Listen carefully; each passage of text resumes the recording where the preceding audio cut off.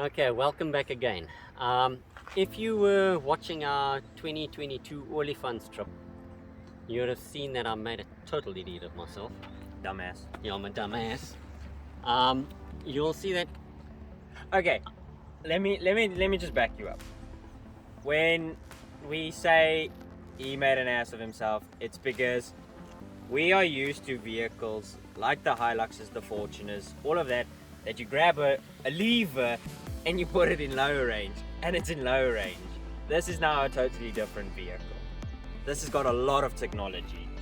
No, because, excuse me, I just want to switch this radio. What the problem was is, I'm used to, as he said, you put a car in gear and it's in gear. Yeah, you push 4 low and you assume it's in gear, and it's not.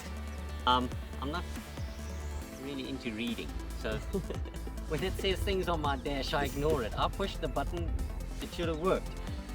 So yeah, what we want to do now is explain to you. This is a short video of explaining how to engage it properly and to check that it's engaged. And I need to bring this up. We had one comment, and I hope you listening to this. We had one comment where a gentleman said that they need somebody that's a little bit older to explain how things work and anything, not leave a youngster to do it. He was the one that got me out of the, you know what I'm talking about, because he was the only one that understood the electronics of the new vehicle. So don't knock the youngsters. The youngsters know a lot more about the technology than we do. We used to a gear shift. We like buttons. Yeah, they like buttons. So don't knock the youngsters. You will see in the video of the Olifants, and if you haven't watched it, please go watch it. I arrived there the first day that I arrived there. We arrived late afternoon going into evening. It was already around 6:30. Yeah, it was getting dark. By the time we got there, it was pretty much dark as I entered into the riverbed, and I got myself bogged immediately. Okay, we haven't even got to the pitching of the tent yet, and I'm already stuck in the sand. And the whole reason why I got myself bogged is because I was under the impression she had already engaged in 4-wheel drive and I was still in 2-wheel drive, and even after trying to get her in 4-wheel drive and pushing buttons, she still wasn't. And we will explain that in the video why it didn't work. So carry on watching and we'll get the genius here to explain exactly how everything works. It's an easy process if you follow the steps and read the dash. Don't ignore the dash. Read there. It shows you little blinking lights. It shows you little objects and a P if the handbrake is up. Oh, and the handbrake does work on these vehicles. You forgot the handbrake up and it doesn't move. Yeah. That was one of the biggest problems. If the handbrake is on, you will think that this vehicle doesn't want to move, but it's the handbrake. This thing holds. No, but I tapped the freaking handbrake. No, you didn't. Okay, it shows you this handbrake holds. The engine dies. So keep that in mind. But if you follow, once I understood where I was going wrong and I followed those few rules, from there on it was a breeze. Then this vehicle went everywhere the other vehicles went. Only problem is ground clearance. Something that you need to look at is maybe a lift if you want to do a little bit of serious off-roading. But other than that, she goes well. I'm not also going to name names or channels or anything, but we've now watched a lot of videos of just general people overlanding with these vehicles, and a lot of people comment that they're not really, or say that they're not really off-road vehicles. If you go watch the Olifants 2022 video, you will see this thing went where everything went. This thing went where tires are double the size of these tires. This vehicle went. I can't say that this vehicle is not going to do what the other vehicles do. This vehicle is capable. It's capable. It's capable of anything that every other vehicle is capable of, with the same ground clearance. That is a standard vehicle, exactly the same. Because we had, if you go to that video, we had it where we went over a rise and it caught the side step. But Hilux just behind this vehicle also caught its side step. So it was exactly the same. You must compare it to a standard vehicle. Yeah. But let's show you how to engage the four-wheel drive, make sure that she's engaged properly, and go play. Play with your vehicle. You must understand your vehicle by yourself. Reading books, watching videos doesn't always explain exactly how to do it. And he can be a witness to that as well. Yeah. You will see on my face in the video, I was ready to sell the vehicle. I thought I'd bought it done. But I mean, I've driven Toyotas, I've got Fords, I've driven Jeeps, Sanis, Pajeros, you name it. So I've had a fair amount of off-road experience. Isuzus as well. Yeah. Land Rovers. You can name a brand and we've probably tested it. Maybe not I've tested, but he has definitely tested it. Yeah, so it's not the vehicle. The vehicle is capable, it's the driver at fault. That's the whole thing with the Olifants. As soon as we landed in the Olifants, excitement hit and we weren't concentrating. I think that was the biggest thing. We weren't concentrating exactly and reading and understanding that we're making sure that we engage properly. So it was basically driver error from the beginning. But as soon as we understood where our vehicle is supposed to be engaged, what's supposed to be on, what's supposed to be off, she went out. She was bellied, but she got herself out. Yeah. So you must understand your vehicle. Yeah, just back onto what he just said now. We tried to pull the vehicle out, we couldn't get it out. So we actually bogged it more. Yeah, we bogged it more than what it was. And from that, I was able to, once I'd engaged all the necessary buttons, and I mean buttons, There's a list. We were able to get out there without anybody's help. Other vehicles were getting stuck. They had to get somebody to actually get them out. So yes, it is capable. But let's not drag the video out. Let's show you how it works. Let's show you how it works and what you should be doing.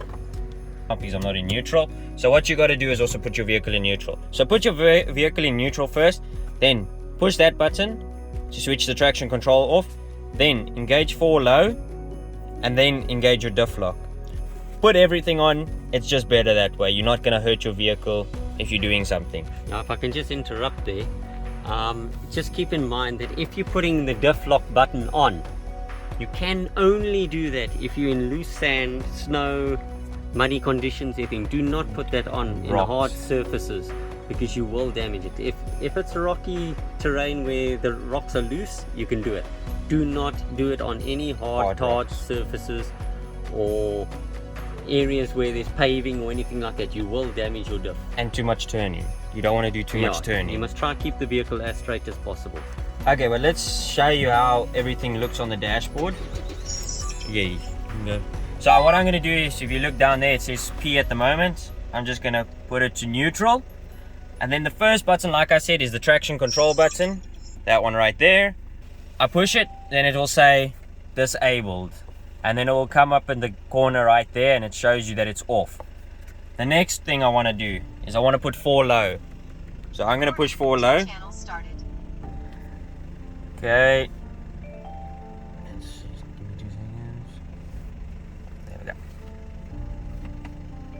Okay, now you can see enabled for low mode, and you can also hear if you have your door open or your windows open. Sometimes you can actually hear it when everything's still closed. You can hear everything engage. Okay, if you do push your diff lock in the corner here, you can see the diff lock has turned on now, and then then check, make sure, look in the corner there, make sure that is on. Whoops, indicators on. Whoops, indicators on. Then make sure that exclamation mark is there. And if you are engaging diff lock, make sure the diff lock is there. If everything is showing, then you are ready to 4x4. Okay, before you move forward, make sure, if you don't have your safety belt on, make sure that's gone. So we'll just push that down. Now you know that your handbrake is loose.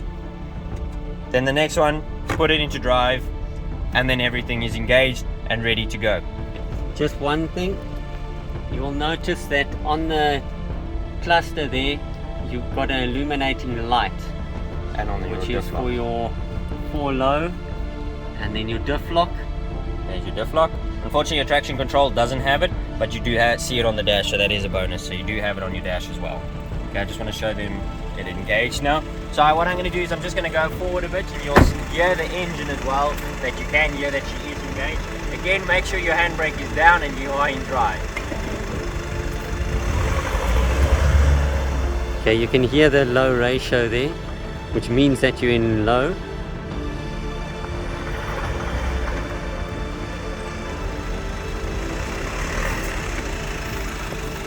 Okay, so as you can hear from the engine, you can hear the low torque, and if you look at the dash, everything is still on.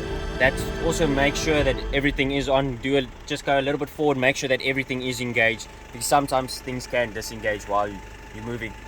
And to disengage again, same process, for low, all of that, just push those buttons, make sure it will say on the dashboard, disabled, and do remember to put your traction control off when you start disengaging everything. Remember, back to neutral, just go to the dash. We're going to start taking everything off. Diff lock first. There you can see the diff lock light is gone. For low, then you'll see there. And then we'll go say standard mode, then you know your vehicle's back to normal. And then if you push that, then that also goes to traction control is back on. So now everything is back to normal. You can drive as normal when you get back onto the tar. Okay, just show them the traction control back on again. Which button? That one right there. And if you hold that button down like that, it will say disabled, and then it will say cross country mode. That's if you're just on a bit of a dirt road and things like that, you can engage that. And if you hold it again, everything will be disengaged. There is a little feature that everything is disengaged, but if you get out your vehicle, if you have everything still engaged, like your for low, your diff lock and all of that engaged, but you get out your vehicle and you're gonna have, call it braai for the Americans, or a barbecue next to the river, and you're gonna lock your car because you're gonna go down there and have a braai or barbecue, and you lock your car, everything unfortunately switches off. So when you get back to your vehicle, you have to engage everything. I don't know why they did this, but maybe it's a safety feature, but as soon as you lock your vehicle, everything goes back to normal, and it's a standard vehicle again. So you will have to engage everything again. Okay, now so that basically wraps that up. Okay, so thanks for watching, and yeah, that's why I get the youngsters to do the technology side of things. But important, neutral. If you do not engage neutral, you will not get this vehicle to do what you want it to. And the handbrake. Make sure that that handbrake is off. If you do those two things, and then you repeat what my son just showed you, you will not have problems. This vehicle is extremely capable then. So just follow the video if you're not certain. Have a look how it's done. If you've got any comments or anything that you want to know about, get hold of us and leave a comment. We'll get back to you as soon as we get a gap. We're also learning the vehicle. There is things that pop up that we're not even sure of ourselves, but we will test it and try it and get back to you and figure out how to get it working the way it should be. But yeah, we thank you a lot for watching, and like and subscribe. Any comments from your side? No, not much, but I just want to say, remember the few keys: neutral and handbrake. Those two are the most important. If you're not in neutral, nothing's going to engage. You'll battle. You'll sit there and wonder why nothing's working, because you're not in neutral. And then one more thing, you most said it in the beginning of the video. Yeah, that's why my son does a lot of the videos and things. I'm not gonna go out there and say I know vehicles. There's a lot I can learn about vehicles, but I understand this vehicle because I've studied this vehicle. I've done a lot of research on this vehicle, and now with playing as well, we've learned more. But studying a vehicle is very important. Yes, maybe you're not a reader. Like I don't like reading, he doesn't like reading. Watch videos. The more you watch, the more you learn. And play with your vehicle. That's also a very important thing. Play with your own vehicle. Understand your vehicle. It's something on a totally different note though. If you're gonna do off-roading, please don't go out there and do silly things without knowing your vehicle. Understand 4x4ing to some point as well, because if you've never done 4x4ing, you can damage your vehicle. You can damage your vehicle, and you can get yourself hurt and others. So make sure you at least have some understanding, or at least go on a course. There's plenty of courses out there that you can go on. If you've done a course, it will give you the basics of what to do with a vehicle. Remember, an automatic and a manual handle totally different as well. Maybe that's A lot of people don't understand automatics, and maybe we can even give you a course on that, or a little bit of guidance. I won't say course, but a bit of guidance on that, so that you just get a understanding of how to do 4x4ing with an automatic, because a lot of people have never done 4x4ing with an automatic. We've done both. We've done lots of outings with our vehicles, so we can give you a little bit of feedback if you do need to know something. And if we can't help you, there's plenty of professionals out there that can. if we do another 4x4 outing one day, maybe we can sit, if you guys want us to make a short little video explaining just how to approach obstacles, how to look at obstacles, how to not damage your vehicle when going on an outing. Just a short video explaining something small, bit of 4x4ing techniques and things. Maybe one day we can do a video like that as well. Yeah, if you we do can want, do comment down below, and then Yeah, we can please. also do that. Remember, your comments helps Yeah. us, because we will create videos for you based on the Your comments. comments. But thanks again, like and subscribe, and we'll see you in the future videos. Thanks for watching.